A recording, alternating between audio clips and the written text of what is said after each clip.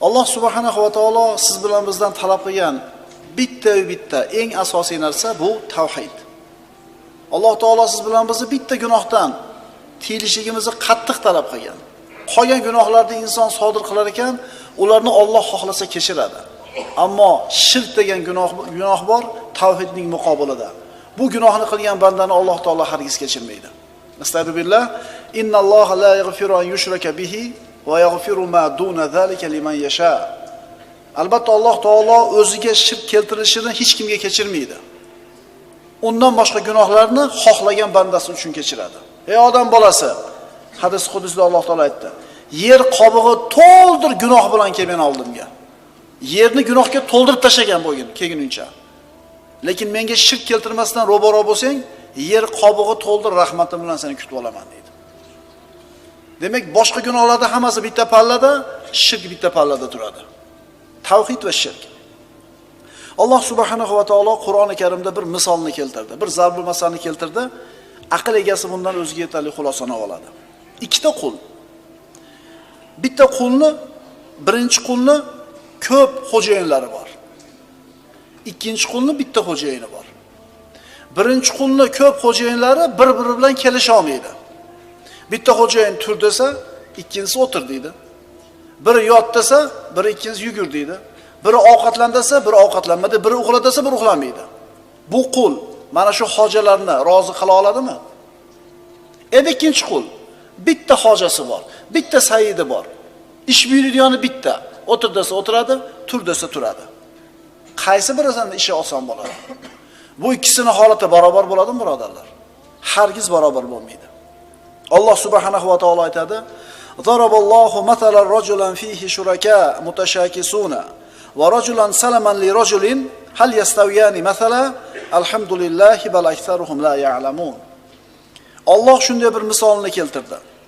Bir kishi qul borki, uning ustida talashguvchi sheriklari, ya'ni hojalari bor.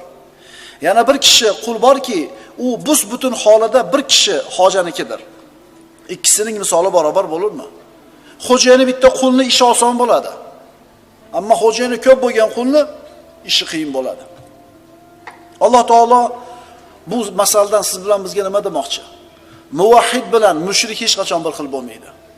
Allohni yakka degan muvahhid, tavhidni o'ziga isbotlagan, tavhidni tan olgan kishi bilan Allohga shirk keltirgan mushrik hargiz teng bo'lmaydi. Mushrik kim? Mushrik Allohga ham sig'inib qo'yadi, toshlarga ham, g'ishlarga ham sig'inib qo'yaveradi. Muvahhid esa faqat Alloh taoloning o'ziga sig'inadi, ibodat qiladi. Tavhid va shirk bu koinotdagi eng katta qarama-qarshilik. Kishi dunyoga kelib yo muvahhid bo'ladi yoki mushrik bo'ladi. Oqibat ham mana shunga yarasha bo'ladi. Hal yastaviyani masala alhamdulillahi bal aktharuhum la ya'lamun. Bu ikkisini misoli barobar bo'lurmi? Alhamdulillah yo'q. Ular buni bilmaydilar. Kunlarning birida payg'ambarimiz sollallohu alayhi vasallam bir mushrik bilan munoqasha qilib qoldilarda, haligindan so'radilar: "Nechta ilohga ibodat qilasan? Nechta xudoying bor?" 7 ta deb faxrlandi. 7 ta. Rasululloh aytdilar: "Boshingga musibat kelganda qaysinisi iltijo qilasan?" dedi. "Osmondagisiga" dedi. "Unda nima qilasan qolganlarniga iltijo qilib? Bittasiga iltijo qilmaysanmi?" dedi. Aqlga to'g'ri keladigan gap. Haligi mushrik o'ylandi-da, Rasulullohning so'zidan qanoatlandi, kalima keltirib musulmon bo'ldi. Tavhid va shirk orasida farq katta. Bu ikkisi hargiz teng bo'lmaydi. Alloh taolo mana shu ikkala narsani, tavhid va shirkni ikki daraxtga o'xshatadi. Astagfirullah. Alam tara kayfa daraballohu masalan kalimatan tayyibatan ka shajaratin tayyibatin asluha thabit va far'uha fis sama.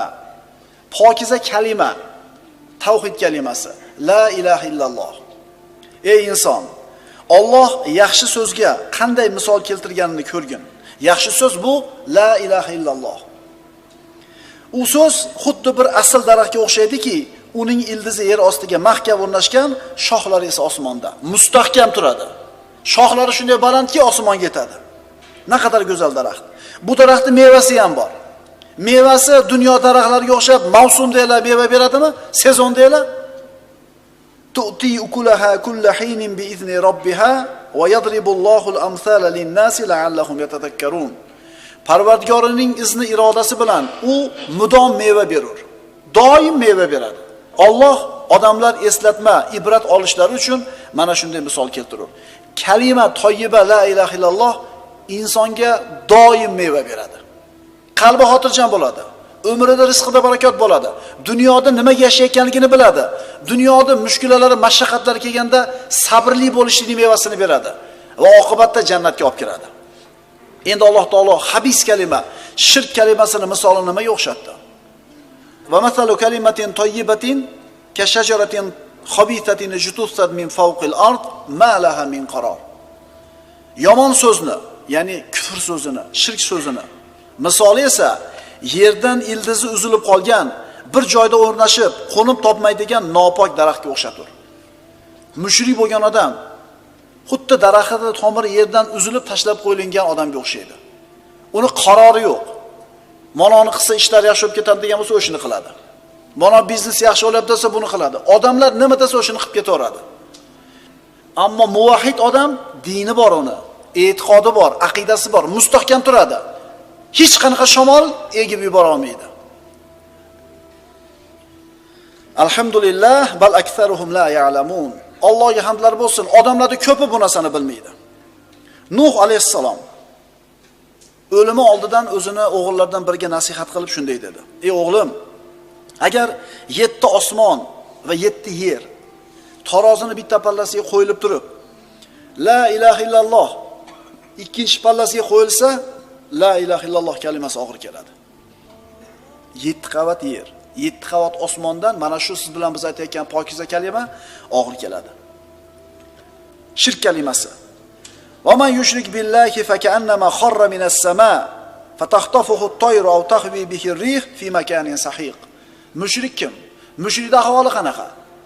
Kim Allohga shirk keltirsa, bas u osmondan qulagan uni bir vahshiy qush o'lja qilib olib ketgan yoki qattiq shamol yiroq joylarga uchirib ketgan kabidir. Kishi agar shirkda bo'ladigan bo'lsa, hozir aytganimizdek, shamol qayoqqa puydasa, o'sha tomonga qarab ketaveradi. Kishi o'zini pokiza fitratini, islomiy fitratini shirk keltirib o'zi bulg'ab oladi. Har bir kishini qarang, mana bu har bitta mushrikning misoli mana shunga o'xshaydi. Endi musulmon odamchi, muvahhid odamchi, bu ikkisi barobar bo'ladimi? Qiyomat kunida bir kishi oldiga sijillasi qo'yiladi, sahifalari. Bitta sijillasi varag'i insonni ko'zi yetadiganchalik masofa uzoq. Gorizontgacha bitta varag'i. Shunaqa sijillarni hammasiga gunohlar yozilgan. Va mana shu sijilladan 99 ta. 99 ta sijillasi faqat gunoh bilan yozilgan. Alloh taolo aytadi: "Ey banda, senga zulm qildingmi biz?" Banda yo'q deydi. "Sen qilmagan birorta ishni yozib qo'yibmizmi?" Banda yo'q deydi. Hammasi mening amallarim, hasanotim yo'q. Alloh taolo aytadi: "Ha, seni bitta hasanoting bor." Banda aytadi: "Parvardigor, bitta hasanat nima qila olardi buncha sijillar, ma'siyatlarda oldida?" Bilasanmi bu hasanat nima edi deydi Alloh taolo. La ilaha illalloh. Ana shu sijillar tarozini bitta pallasiga qo'yiladi, la ilaha illalloh kalimasi bitta pallaga qo'yiladi, la ilaha illalloh og'ir keladi. Dunyodagi eng katta ne'mat, eng katta boylik bu la ilaha illalloh kalimasini aytishlik. Alloh taolo hammamizni ketar soatimizni shu kalima bilan sobit qilsin. Alloh taolo aytadi: "Ya ibn Adam, innaka law ataytani bi qurabil ardi khataya thumma laqitani la tushrik bi shay'an la ataytuka bi qurabiha maghfira." Ey odam bolasi, yer qobig'i to'ldir, xato gunohlar bilan faqat shirk keltirmay yo'liqsang, yer qobig'i to'ldir, rahmatim bilan kutib olaman, mag'firatim bilan deyapti. Birodarlar, bormi kalima bizda? Tavhid bormi qalbimizda? Inshaalloh qolgan xatolarimizni Alloh taolo avf qilishini umid qilamiz. Odam alayhissalom birinchi inson. Odam alayhissalomni Alloh taolo yaratib, ruhidan kirgizdi, Odam alayhissalom harakatga keldi. So'ngra Odam alayhissalomni kuragini, umurtqasini silab, Alloh taolo qiyomatgacha yashaydigan odam bolalarini hammasini ruhlarini chiqardi, zurriyotlarini. Hammamiz bor edik o'shada, faqat eslolmaymiz uni. Otangiz ham, opa dadangiz ham, 7-nevarangiz ham o'sha yerda bor edi, chunki ruhlar bir vaqtda chiqarilgan, yaratilgan edi. Va mana shu joyda Alloh taolo siz bilan bizdan va'da oldi. Musulmonmisan? Alhamdulillah musulmonman. Qachondan beri musulmonsan? Almisoqdan beri. Almisoqning ma'nosi nima? Ana shu ruhlar, ha, sen bizni yaratgan Parvardigorimizsan deb va'da bergan kun al-misoq deyiladi. Qachondan beri musulmon ekanmiz? Al-misoqdan beri. Va iz akhadha robbuka min bani adama min zuhurihim zurriyatahum va ashhadahum ala anfusihim alastu bi robbikum qalu bala shahidna. Parvardigoringiz odam bolalarining bellaridan zurriyotlarini olib, men Parvardigoringiz emasmanmi deb o'zlariga qarshi guvoh qilganlarida, ular haqiqatan sen Parvardigorimizsan, bizlar bunga shohidmiz deganini eslang. Ana shu kungi va'damiz birodarlar misoq deyiladi. Ana shu va'damizga muvofiq biz dunyoga islom fitrati bilan kelamiz. Kullu mavludin yuladu ala fitratin degan Rasululloh sallallohu alayhi vasallam. Har bitta odam bolasi chaqaloq dunyoga islom fitrati bilan keladi. Keyin ota-onasi uni yahudiy qiladi, nasroniy qiladi, majusiy qiladi.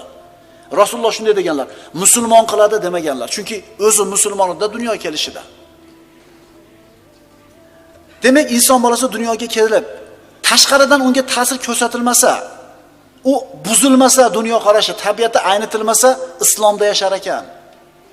Payg'ambarimiz shuncha aytayaptilar-da, keyin ota-onasi uni yahudiy qiladi, nasroniy qiladi, majusiy qiladi. Nima qilsa tashqaridagilar qiladi. Insonda o'ziga qolsa, Allohning o'ziga sig'inadi yolg'iz. Ana mushrikning misolida aytdik-ku. Qiylanganingda, musibat kelganda kimga sig'inasan desa, osmondagisiga deyapti.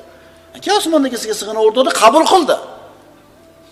Bizni ham agarchi tinimsiz televizordan, internetdan, boshqa narsa bilan miyalarimiz buzib turilmasa, mo ko'chada qing'ir-qing'ir yurgan birodarlarimiz bunaqa yurishmagan bo'lar edi. To'g'rimi?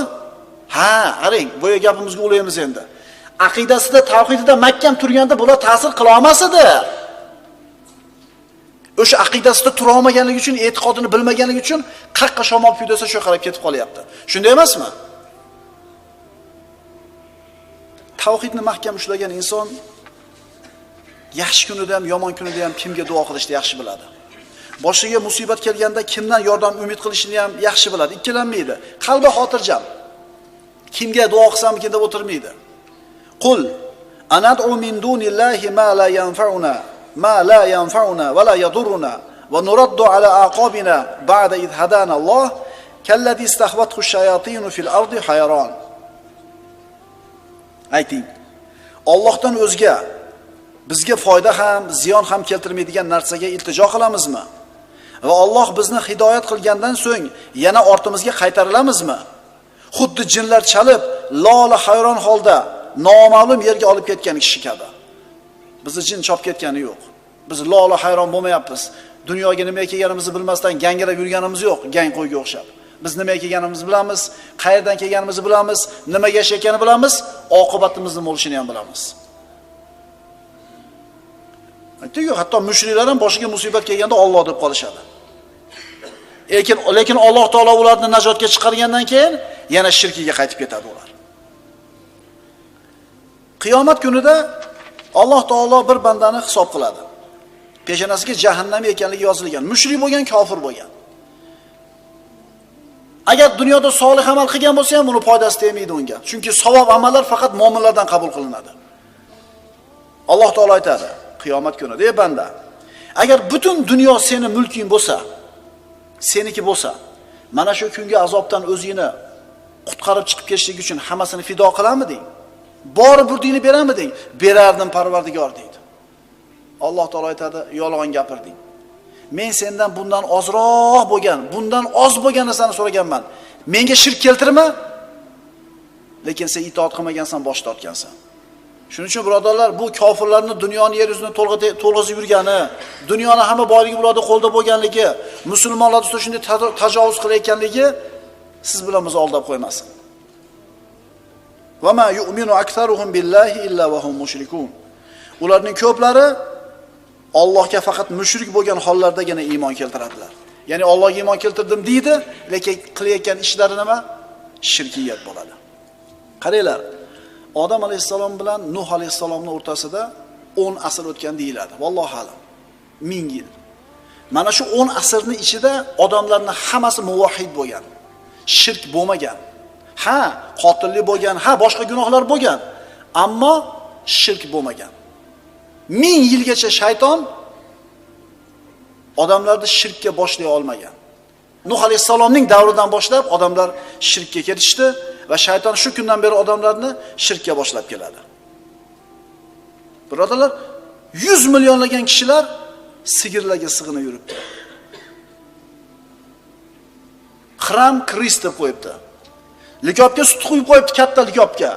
Qator turib ichishyapti kalamushlar. Bittasi qo'lini tiqib turib tavari qilyapti. Apkal o'sha pista badomini tashlab beryapti, kalamushlar yeyapti. Bu qanaqa aql, birodarlar? Birodar, yakka yagona bo'lgan, o'xshashi bo'lmagan, Al-Hayyul Qayyum bo'lgan Allohga sajda qilayotganingizdan faxrlaning. Chunki bu shunday bir ne'matki, Alloh faqat yaxshi ko'rgan bandalarga beradi bu narsani. Ahmoq emas ular. Borib ehtimol zo'r zamonaviy bir kompyuter jihozini yasar, elektron jihozini. Ehtimol dunyoga tarqatib sotayotgandir, hammani havasini keltirayotgandir. Lekin ishini tugatgandan keyin uyiga boradi-da, o'sha moliga yoki bo'yatayotgan kalamushiga sig'inadi.